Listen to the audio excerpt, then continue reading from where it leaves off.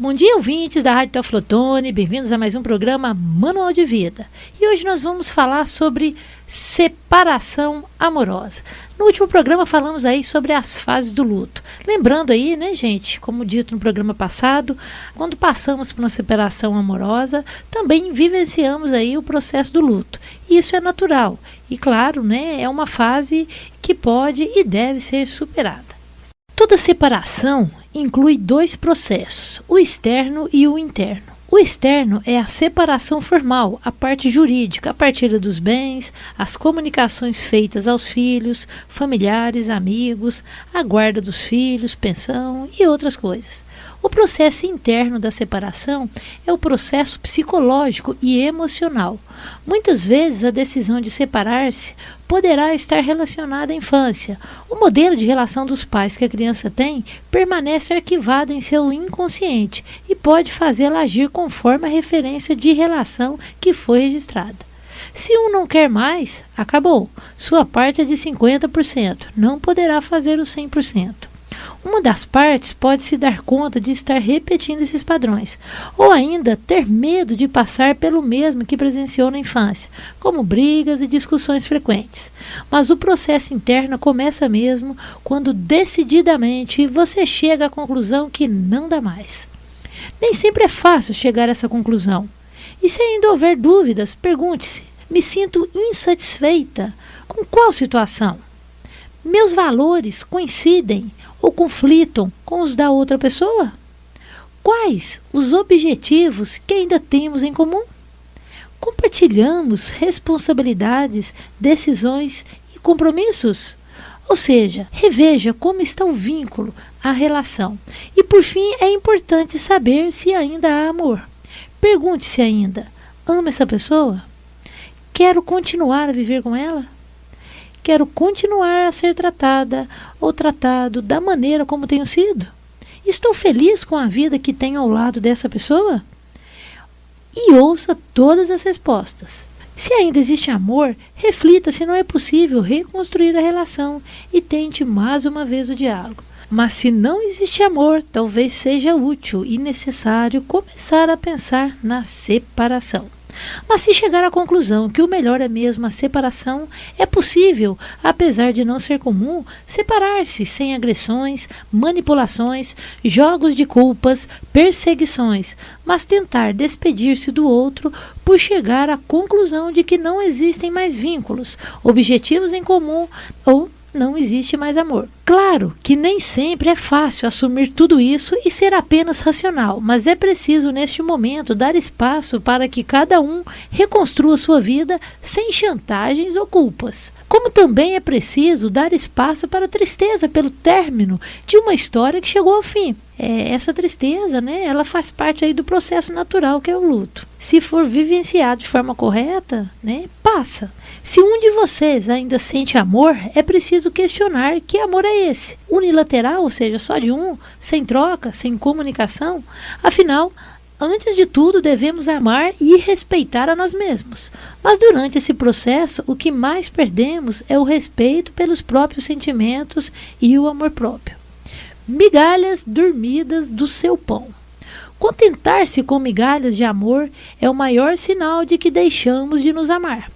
Outra atitude destrutiva é o desejo de vingança. Se eu não ficarei com essa pessoa, ninguém mais vai ficar. Como continuar dependente financeira, física ou emocionalmente? Nada disso, gente, irá ajudar no processo de reconstrução. Reconstruir não significa querer viver tudo aquilo de novo, ainda que seja com outra pessoa. É muito mais aprender com a experiência passada, refletir sobre os erros, acertos e viver muito mais consciente do que se deseja e espera de um relacionamento amoroso. É se permitir unir-se a alguém só depois de ter encontrado a si mesmo.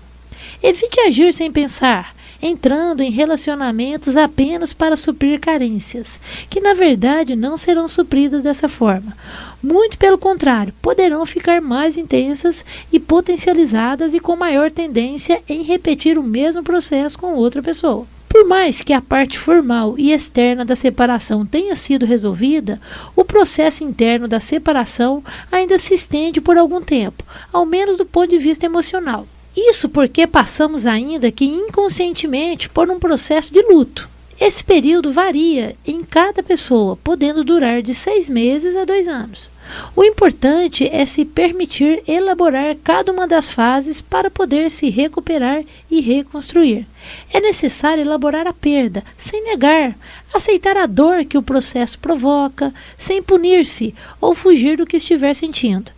Agora é o momento de fazer mudanças, uma verdadeira reforma emocional através da crise que está passando, elaborando e transformando seus sentimentos, amadurecendo, evoluindo, pois só assim conseguirá reconstruir sua vida sob alicerces firmes e muito mais estáveis e seguros. A separação de casais envolve o luto e possui as fases características, que a gente falou no programa passado.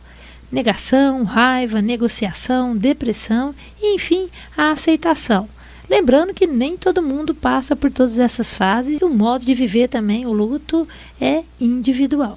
Casais se separam por diferentes motivos, mas acabam passando pelas mesmas fases emocionais, desde as conversas tempestuosas até a divisão de bens e a procura de um novo amor. E se o processo de ruptura costuma ser doloroso, algumas iniciativas podem ajudar na reorganização da própria vida e na conquista do equilíbrio perdido. A melhor medida para perceber que você virou a página é quando você consegue fazer planos para o futuro e pensar em novos relacionamentos. Bom, agora nós vamos passar 9 orientações para ajudar a lidar melhor aí com a separação de casais. Orientação 1. Não tem mais jeito. Constatar que a união chegou ao fim é o primeiro passo para a separação. Isso pode acontecer depois de meses de análise ou de uma forma mais dura, com brigas ou traições. Mas a angústia está presente nos dois casos. Quem toma a iniciativa de separar em geral já está em vantagem, porque escolheu um momento para fazer a ruptura. E, obviamente, isso não se aplica aos casos de traição, pois o parceiro traído é empurrado para uma escolha obviamente difícil. Segunda orientação. Palavras duras. As conversas entre o casal que está se separando costumam ter lavagem de roupa suja. O mais importante, gente, é deixar as armas no chão, manter o diálogo e o nível de respeito mútuo, mesmo nos momentos mais críticos. É recomendado que a ruptura seja feita com o mínimo de agressões, principalmente quando há filhos envolvidos. Você pode ter vontade de lesar o outro, ter raiva, mas não é recomendado conturbar mais ainda a conversa. Terceira orientação, os filhos. A melhor atitude é abrir o jogo. Os filhos têm que ser comunicados. E mesmo se a situação estiver tensa e os dois desgastados, é importante não contaminar a criança ou adolescente. Os filhos podem ter danos emocionais severos quando os pais ficam agressivos ou se os próprios filhos são usados como massa de manobra. Bom, gente, então aqui é muito importante, o mais importante dessa orientação aqui em relação aos filhos, é o casal não ficar colocando os filhos contra um ou contra outro. É comum, às vezes, uma pessoa pede a separação e aí o outro parceiro, às vezes, coloca os filhos contra esse que pediu a separação. É importante, gente, ter maturidade nesse momento. E maturidade significa deixar claro para os filhos, tá? Que o casamento acabou, o que acabou foi a relação amorosa dos pais, tá? Mas que a relação com os filhos continua normalmente, tá? Não é justo nem correto manipular os filhos para que eles fiquem com raiva da pessoa que quer sair da relação. É importante separar uma coisa da outra. Briga de marido e mulher, nem filho mete a colher. Até porque, gente, é importante deixar claro. Uma esposa pode não ser boa esposa e ser uma ótima mãe. Um marido pode não ser bom marido e ser um ótimo pai. Portanto, é importante não colocar os filhos contra nenhum dos pais, ok? Cada um no seu quadrado. Quarta orientação, suas coisas, minhas coisas. A divisão de bens e objetos é provavelmente a etapa mais simbólica da separação. Lidar com as coisas do outro e limpar armários é dolorido. Mas a orientação é que esse processo não seja adiado, que seja feito aí o mais rápido possível. Lembre-se, se existem coisas da outra pessoa na sua casa é porque você ainda não se separou, ok?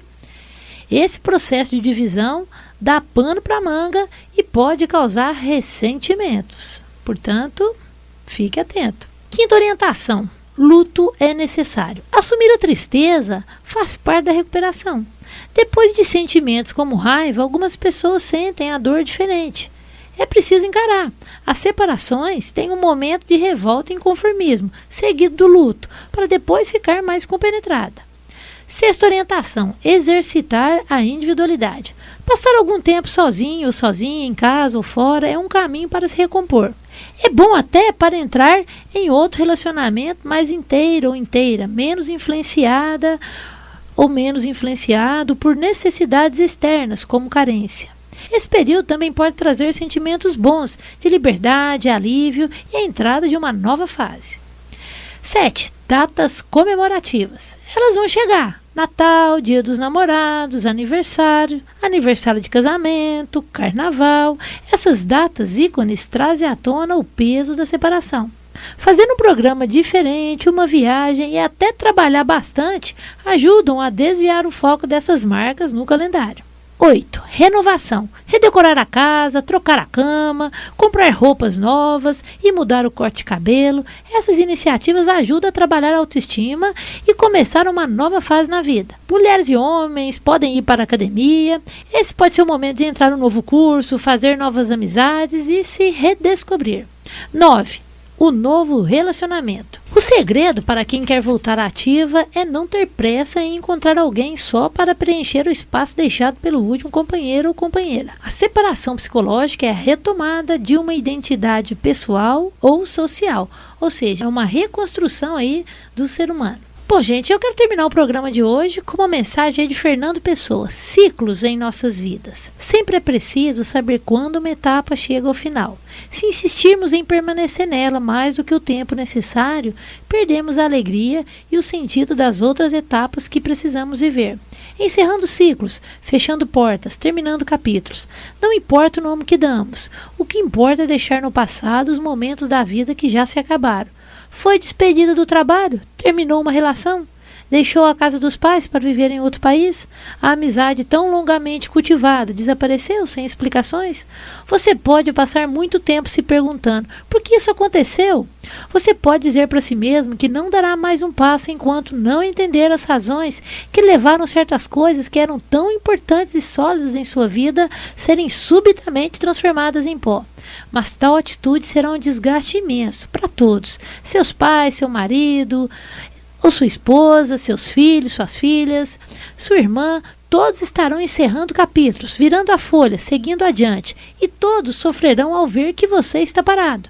Ninguém pode estar ao mesmo tempo no presente e no passado, nem mesmo quando tentamos entender as coisas que acontecem conosco. O que passou não voltará.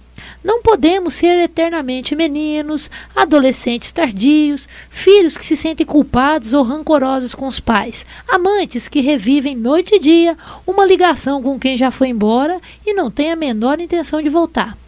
As coisas passam e o melhor que fazemos é deixar que elas realmente possam ir embora. Por isso é tão importante, por mais doloroso que seja, mudar de casa, destruir recordações, dar muitas coisas para orfanatos, vender ou doar os livros que se tem. Tudo neste mundo visível é uma manifestação do mundo invisível do que está acontecendo em nosso coração. E o desfazer-se de certas lembranças significa também abrir espaço para que outras tomem seu lugar. Deixar ir embora, soltar, desprender-se. Ninguém está jogando nesta vida com cartas marcadas. Portanto, às vezes ganhamos e às vezes perdemos. Não espere que devolvam algo, não espere que reconheçam o seu esforço, que descubram o seu gênio, que entendam o seu amor. Pare de ligar sua televisão emocional e assistir sempre ao mesmo programa que mostra como você sofreu com determinada perda. Isso estará apenas envenenando e nada mais. Não há nada mais perigoso que rompimentos amorosos que não são aceitos, promessas de emprego que não têm data marcada para começar, decisões que sempre são adiadas em nome do momento ideal. Antes de começar um capítulo novo, é preciso terminar o antigo. Diga a si mesmo que o que passou jamais voltará. Lembre-se de que houve uma época em que podia viver sem aquilo, sem aquela pessoa. Nada é insubstituível. Um hábito não é uma necessidade. Pode parecer óbvio, pode mesmo ser difícil, mas é muito importante, encerrando ciclos, não por causa do orgulho, por incapacidade ou por soberba, mas porque simplesmente aquilo já não se encaixa mais na sua vida. Feche a porta, mude o disco, limpe a casa, sacuda a poeira, deixe de ser quem era e se transforme em quem é. Torne-se uma pessoa melhor e assegure-se de que sabes bem quem é você próprio, antes de conhecer alguém e de esperar que ele veja quem você é. E lembre-se, tudo que chega, chega sempre por alguma razão. Bom, gente, vou ficando por aqui. Bom dia a todos. Até semana que vem. Teoflotone, capital mundial das pedras preciosas e dos valores humanos. Lapidando pedras e agora lapidando gente. Tchau!